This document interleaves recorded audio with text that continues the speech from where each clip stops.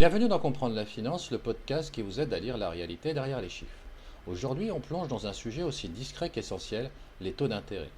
Ces chiffres, souvent abstraits, dictent pourtant le rythme de toute l'économie. Le coût du crédit, la valeur des obligations, la liquidité des marchés et même la stabilité des banques. Car derrière chaque taux se cache une question fondamentale. Que nous dit le prix de l'argent sur l'état du monde?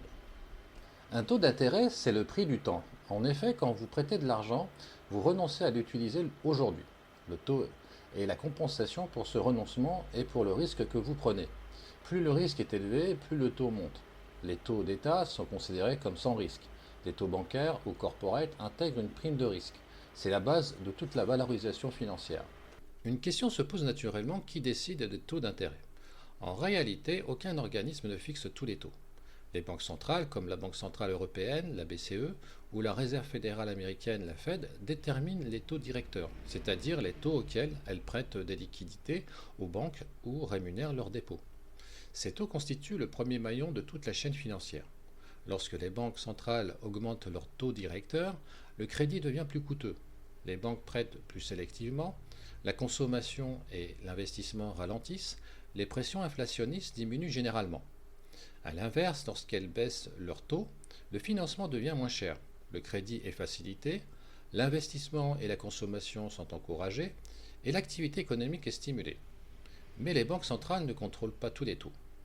Les taux des obligations, des crédits immobiliers ou des emprunts des entreprises sont ensuite déterminés par les marchés financiers en fonction des anticipations de croissance, d'inflation et du niveau de risque.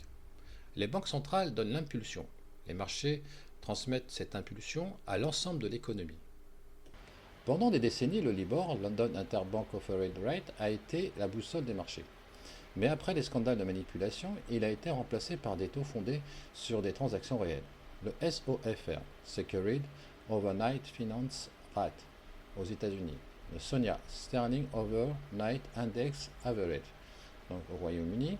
L'Ester Euro Short Term Rate en Europe et le TONA Tokyo Overnight Average Rate, donc en Japon. Ces taux reflètent la liquidité réelle du marché, pas des estimations. Ils ont rendu la finance plus robuste, mais aussi plus sensible aux tensions de marché. Les taux zéro coupon permettent de construire la courbe des taux, véritable photographie des anticipations du marché. Chaque point représente le taux correspondant à une échéance donnée. Une courbe ascendante représente une anticipation de croissance. Une courbe plate représente une incertitude. Et une courbe inversée représente une anticipation d'un ralentissement économique ou d'une récession. La courbe des taux est l'un des indicateurs les plus suivis par les économistes et les investisseurs. Les taux forward sont des taux implicites, déduits des taux actuels. Ils indiquent le niveau de taux compatible avec la courbe actuelle. Par exemple, si le taux à 1 an est de 3% et celui à 2 ans de 5%, il est possible de calculer le taux implicite attendu pour la deuxième année. Ce n'est pas une prévision, mais une conséquence mathématique des prix observés sur le marché. Ils sont largement utilisés pour valoriser les produits dérivés et arbitrer les différentes maturités. La duration mesure la sensibilité du prix d'une obligation aux variations de taux. La convexité vient compléter cette mesure en tenant compte du fait que le prix d'une obligation ne varie pas de manière parfaitement proportionnelle au taux d'intérêt. Plus les mouvements de taux sont importants, plus cet effet devient visible. Plus la duration est élevée, plus le prix de l'obligation est sensible aux variations de taux. Ces deux indicateurs sont essentiels dans la gestion des portefeuilles obligataires. Les banques doivent en permanence équilibrer leurs actifs, les prêts accordés, et leurs passifs, les dépôts et financements. Une variation des taux modifie cet équilibre et peut affecter fortement leur rentabilité. La faillite de Silicon Valley Bank en 2023 a rappelé qu'une mauvaise gestion du risque de taux et de la liquidité pouvait fragiliser, voire faire disparaître un établissement bancaire. Les taux d'intérêt ne sont pas seulement déterminés par les marchés. Les pouvoirs publics peuvent également influencer leur évolution afin de soutenir certains objectifs économiques ou sociaux. Les banques centrales agissent à travers leurs taux directeurs, mais les États peuvent aussi intervenir plus directement. Ils peuvent par exemple encadrer certains taux d'intérêt comme les taux d'usure qui plafonnent le coût maximal d'un crédit, soutenir le financement de secteurs stratégiques grâce à des prêts bonifiés ou garantis, intervenir sur les marchés de la dette, parfois avec l'appui des banques centrales, afin de préserver des conditions de financement favorables. Ces interventions visent à protéger les emprunteurs, à préserver la stabilité financière ou accompagner l'activité économique. Les taux d'intérêt ne sont donc pas uniquement le résultat des forces du marché. Ils reflètent aussi des choix de politique économique et monétaire. Choisir entre un taux fixe et un taux variable revient à arbitrer entre sécurité et flexibilité. Le taux fixe, il protège contre une remontée future des taux. Il est particulièrement adapté lorsque les taux sont historiquement bas, l'avenir est incertain, la stabilité budgétaire est prioritaire. Le taux variable, il évolue avec les conditions du marché. Il peut être intéressant lorsque les taux sont élevés mais susceptibles de baisser. L'emprunteur accepte une part d'incertitude. La solution intermédiaire, de nombreuses entreprises combinent taux fixe et taux variable, parfois grâce à des swaps de taux, afin de diversifier leur exposition au risque.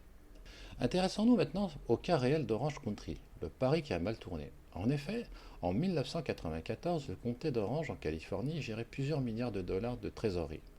Convaincu que les taux d'intérêt resteraient durablement faibles, le trésorier du comté investit massivement dans des obligations à long terme, financées par l'endettement, afin d'amplifier les rendements. Mais à partir de février 1994, la Réserve fédérale engagea une série de relèvements de ses taux directeurs pour contenir les pressions inflationnistes. La valeur des obligations chuta fortement, les pertes s'accumulèrent et les appels de marge forcèrent le comté à liquider une partie de son portefeuille dans de très mauvaises conditions. Résultat, plus de 1,6 milliard de dollars de pertes et en décembre 1994, la plus importante faillite municipale de l'histoire des États-Unis à cette époque. Orange Country est devenu un cas d'école. Lorsqu'un portefeuille est fortement exposé au risque de taux et amplifié par l'effet de levier, une hausse des taux peut transformer une stratégie apparemment prudente en catastrophe financière. En conclusion, les taux d'intérêt sont bien plus qu'un simple indicateur financier. Ils influencent le coût du crédit, la valeur des actifs, les décisions des investisseurs et le rythme de l'économie mondiale.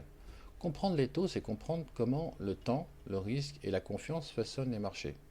Et lorsqu'une banque centrale relève son taux directeur de quelques points de base, ce n'est pas une simple décision technique. C'est souvent le premier domino d'une chaîne qui affectera les banques, les entreprises, les ménages et parfois l'économie mondiale tout entière.